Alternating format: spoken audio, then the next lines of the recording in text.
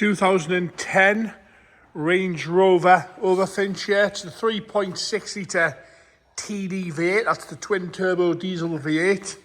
Although it looks like this car is not black, it's actually brown. It's called Bourneville. So it's Bourneville brown with the brown interior and the Overfinch, ticking all the boxes there. Have a good look at that colour. If you look at the photos on the website, you'll see it a little bit more clear there. But it's definitely not black.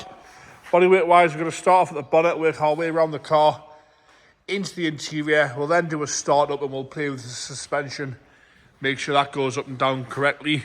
Been here a few days with us and start on the button every time. Suspension doesn't seem to drop down either. Right, bodyweight wise, we'll start off at the bonnet. A few little stone chips across the front edge, and you got a little bit of fade on the Overfinch band, which is pretty standard. Up the bonnet, all nice and straight. There is a few light surface scratches where it's been washed over the years, and a few bird poo marks there. Wants a good polish. If that was mine, I would square the majority of that away, I'd like to think. But all nice and straight, apart from a few stone chips. Like I say, some surface scratches and a few little bird poo marks, but very, very presentable. It's a lovely colour when the sun hits it. Down onto the headlights there, lovely and clear on both sides. The grille itself is all nice and straight. There's no cracks or bits missing out the grille. As we come down the left-hand bumper corner, a little bit of a scuff on the front bumper corner there. A few little bits on the paint there, a few little stone chips. As you come down the low end, this is the Overfinch bumper. It's all okay across there. It's still got the two-eye cover, but the grille sort of unclipped itself in the middle there, which you can see sort of once clipped back in. A few little stone chips and scuffs across the front. As we come round onto the right-hand side, nice and tiny, light little scratch there, tiny little scuff on the corner. Nothing a good polish wouldn't square away. As we come round onto the driver's wheel, we'll have a look at the wheels as well. We've got the Overfinch wheels are still on there with the side skirts, the front and rear bumpers. Up the wing, nice and tidy around the wing. Again, a few little light scratches here and there, but all in all, very presentable. A good looking car, this one. Up onto the windscreen pillars, we'll have a good look at the roof there. The sunroof model. No major stone chips across that leading edge of the front of the windscreen there. Pillars are all nice. Wing mirror covers aren't cracked anywhere. All nice and tidy. As we come back down the lower half, have a good look at that lower body kit there. Up onto the bottoms of the doors. There's no clips missing off the side mouldings there, all okay. We've got a few stone chips and again some light surface scratches, but all in all, very presentable and nice and straight down the driver's door. Driver's rear door, again nice and tight as you come up the arch. Got a bird poo mark here on the side and a tiny, tiny little bleb on the back of the door there. That is on the driver's rear. Like I say, a few little light scratches here with it being a sort of browny purple. You do notice them, but like I say, good old polish would square most of that away. And a tiny little bubbling at the back of the driver's door there. No major scratches around the handles. As we come back down onto the rear quarter and arch, no corrosion through that lower section, all nice and straight. You can see how shiny it is up on the rear quarter and around the fuel cap. Again, some light surface scratches where it's been washed, but that's all we need to complain about there. Have a good look at that wheel as well. A few little curb marks here and there on the wheels, want a bit of a refurb. Depends how picky you are really. Back bump on the right hand side is nice and straight, no problems with that at all there. Those rear light lenses are clear on both sides. Left hand bumper corner, tiny little mark there and a few little bits of bubbling in the paint on the top half. Always you can get little scuffs on those bumper corners. As you come across the back bumper again, Overfinch rear bumper. Little bit of a dent here in the bumper. Sort of raises up, you can see it where the clips come out of that. And there's a few little scuffs and scratches, bit of lacquer peel on the back bumper where stuff's been put in the boot over the years. But all the lenses are nice and straight. Up on that tailgate there, no corrosion on the lower half section, all nice and tidy in the corners here where we normally get some corrosion. All nice and straight across there. Comes with the private reg as well. As you come up onto the back, normally these corners are all rotted out, nice and straight across the back.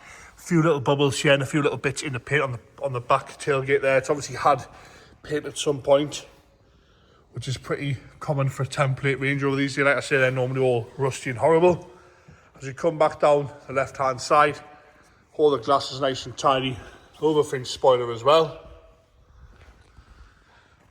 Back down the left hand side, rear bumper corner, nice and tidy across the lower half. A few little stone chips here and there, and again some light surface scratches in the paint where it's been washed. I do keep repeating myself there, but got to notice these things. A few little bits just starting on the passenger rear arch. Hasn't broken the head of the paint, so you've kind of got to be quite up and close to notice that.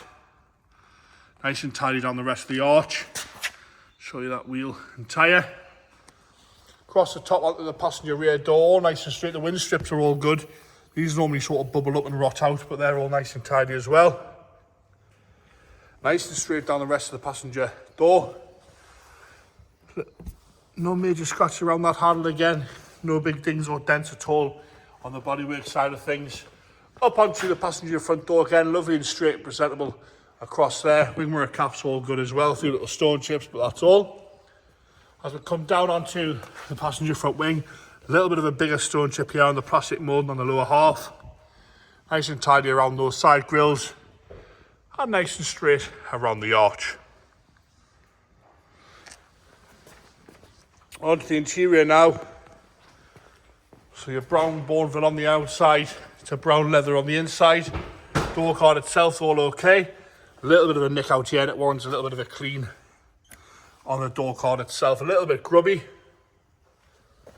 The seat itself, nice and tidy. We've got no rips or tears. We've got a little bit of wear to the driver's seat bolster, lower and top half, but all nice and straight. There's no rips or tears. Lovely, lovely colour on the interior as well.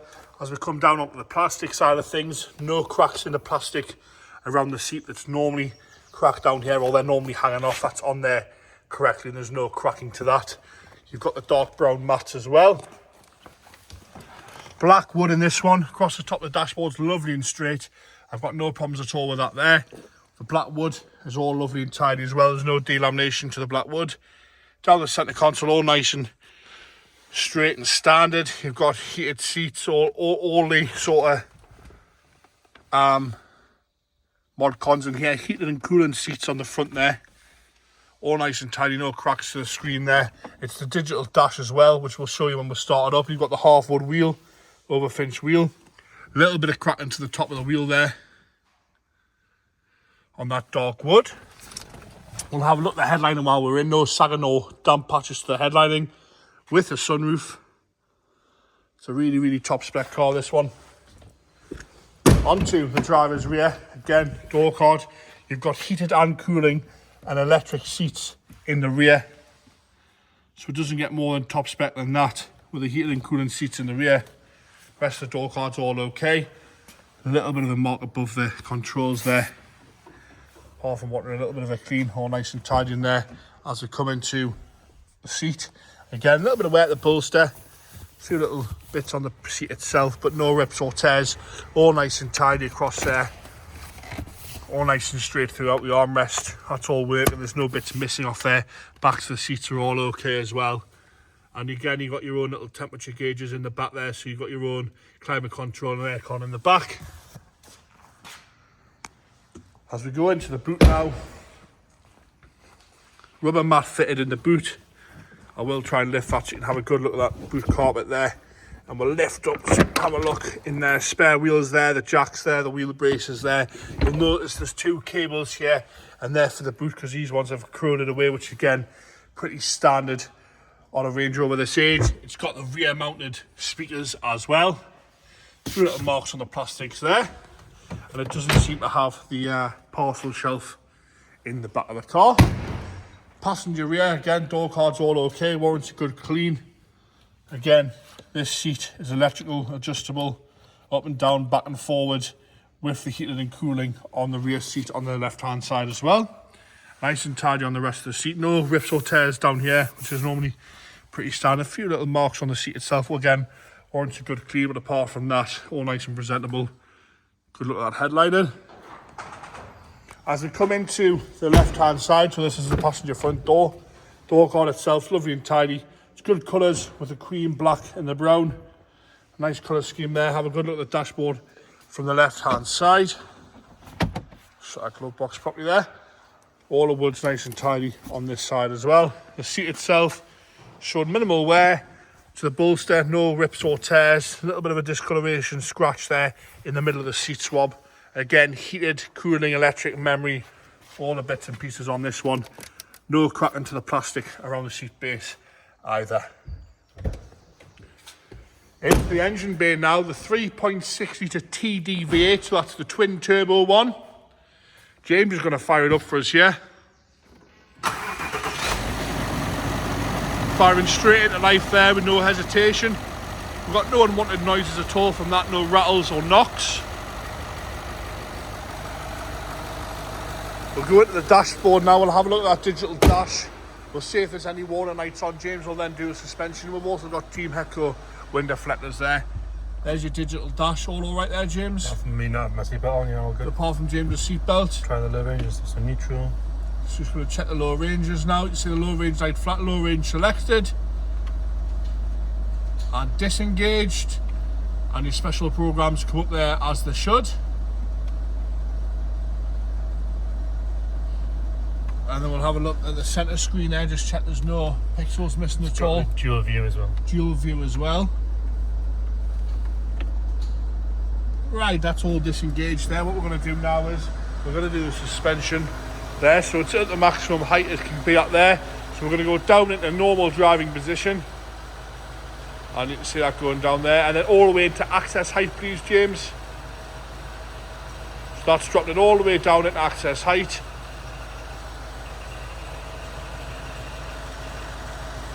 And then back up into the normal road height, please. All that suspension, all okay there, James? You can see it's gone through all the 3 stages there. There's no hesitation from that, nothing pinging up on the dashboard to say it's rising slowly or any of that.